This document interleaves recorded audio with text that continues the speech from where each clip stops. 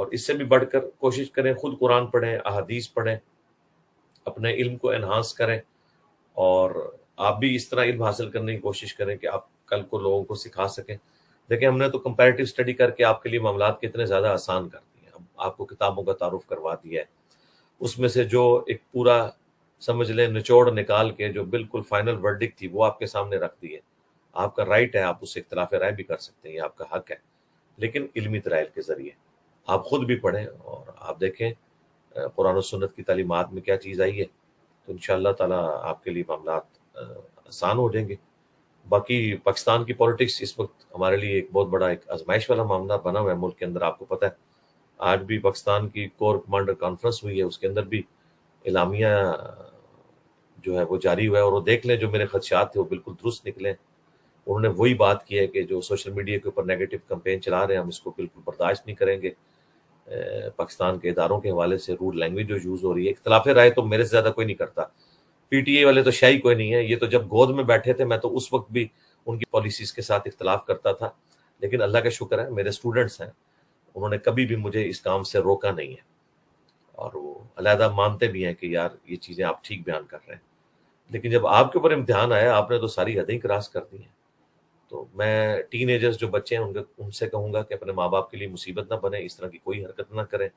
جس کی وجہ سے فائدہ تو کوئی نہیں ہونا، اور اگر آپ کی ابھی بھی کسی پہ امید لگی بیٹھی ہے تو آپ انشاءاللہ کچھ ہفتوں میں دیکھیں گے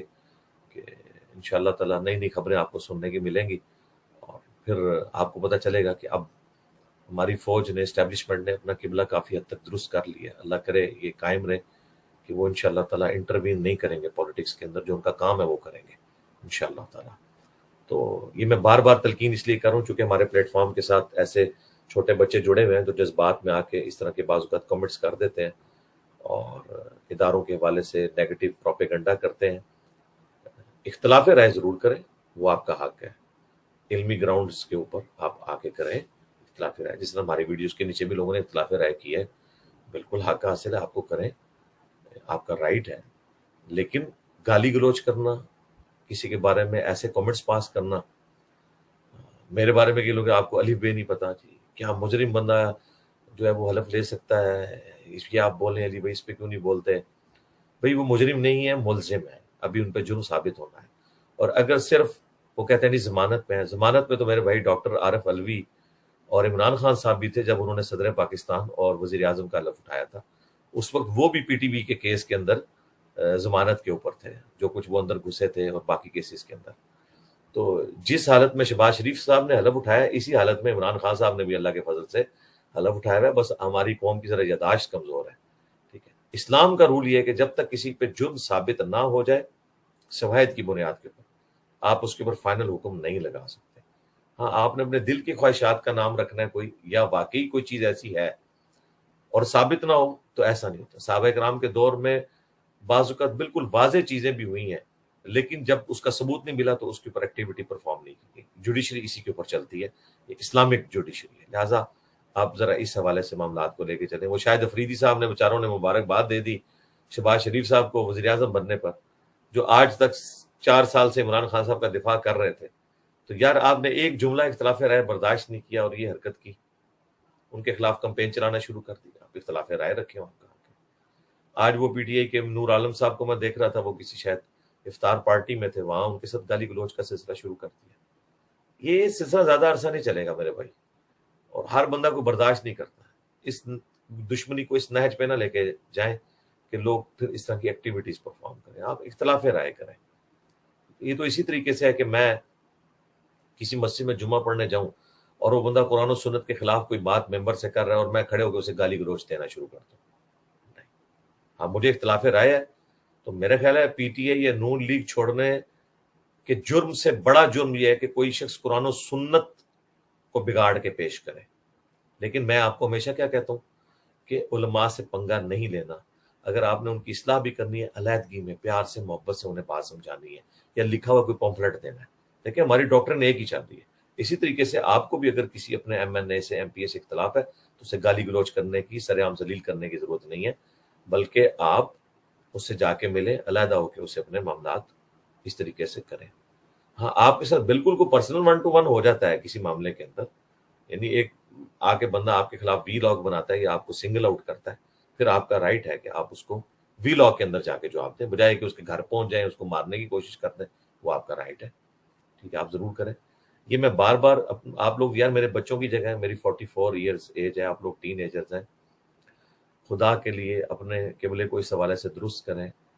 علمی اختلاف رکھیں، نہ آپ نان اسٹیٹ ایکٹر بنیں۔ یہ نہ ہو کہ جس طرح مذہبی جماعتیں نان اسٹیٹ ایکٹر بن گئی ہیں اپنی ایکٹیویٹیز کی وجہ سے، توہین مذہب کا الزام لگا لگا کے، اس طرح ہماری پولیٹیکل جماعتوں میں کوئی ایسے لوگ آئیں جو دوسری پالیٹکس کے اندر جو جماعتیں ہیں ان کے اوپر غدار وطن کا لیبل لگانے کی، اور آرمی کے اوپر غدار وطن ہونے کا الزام، عدلیہ کے اوپر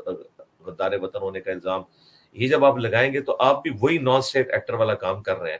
جو کہ مذہبی جماعتیں کرتی ہیں۔ ہاں، ان کے پاس گالی ہے توہین مذہب کی، آپ کے پاس ہے غدار وطن کی، تو گالیاں تو دونوں سیم ہیں، بس صرف ان کی ایک آپ سمجھ لیں کیٹیگری الگ ہے، باقی ظاہر ہے کہ مذہب میں توہین مذہب کے الزام کے ساتھ گالی گستاخ رسول ہوگی، اور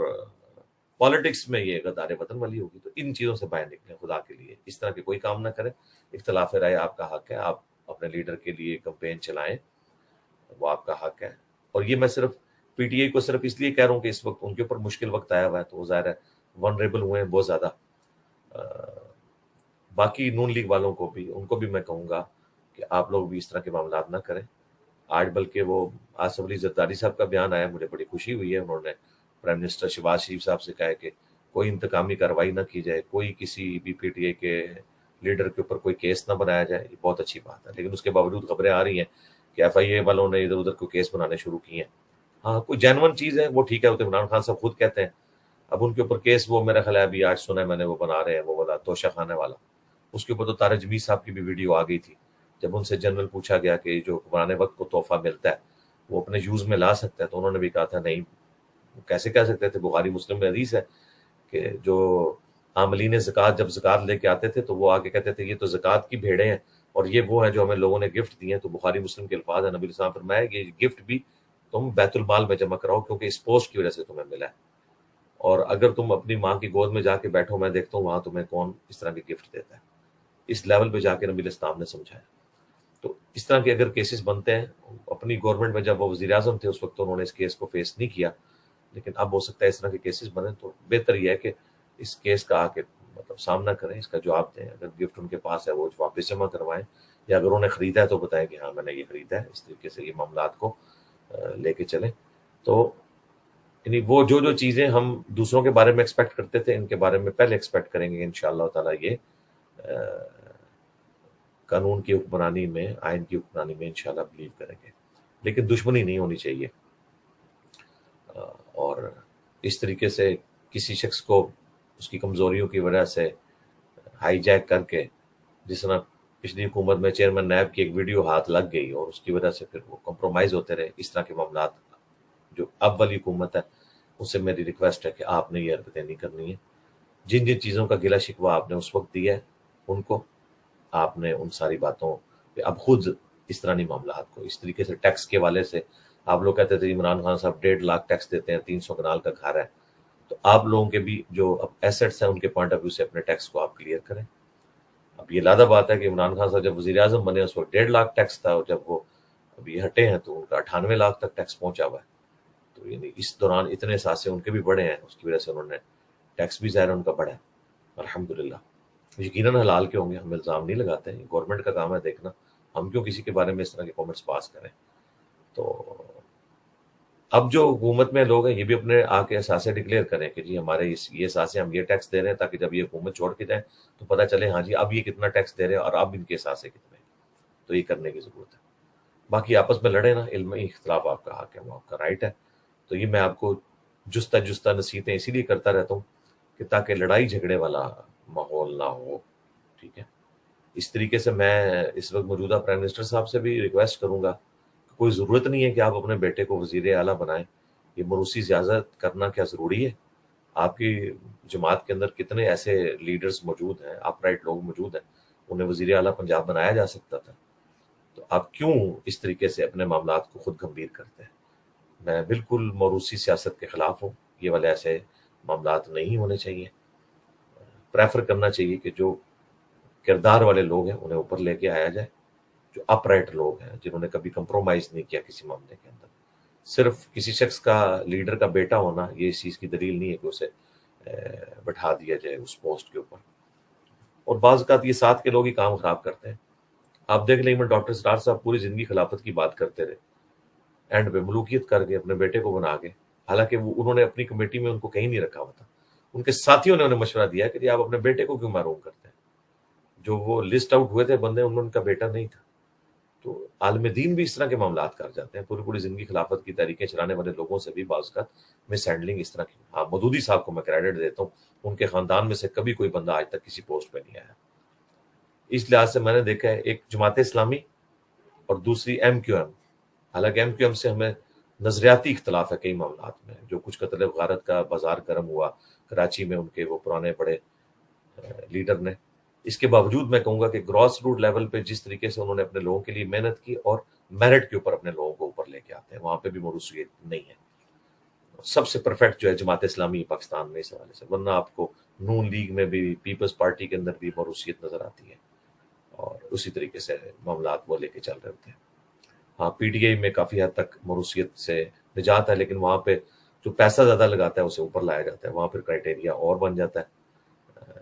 اور اسی لیے آپ دیکھیں کہ ان کے جو شروع کے بنیادی ورکرز تھے جنہوں نے محنتیں کی ہیں، ان میں سے ایک ایک کر کے سارے چھوڑ کے چلے گئے، ان میں سے کسی کو پوسٹ نہیں ملی۔ ہاں، اب عمران خان صاحب کہہ رہے ہیں نیکسٹ الیکشن میں اب میں کوئی اس طریقے سے دوسری پارٹیوں کے بھگوڑے نہیں لوں گا، بلکہ جو نظریاتی لوگ ہیں میں ان کو ٹکٹ دوں گا، لیکن 2018 میں انہوں نے ایسا نہیں کیا۔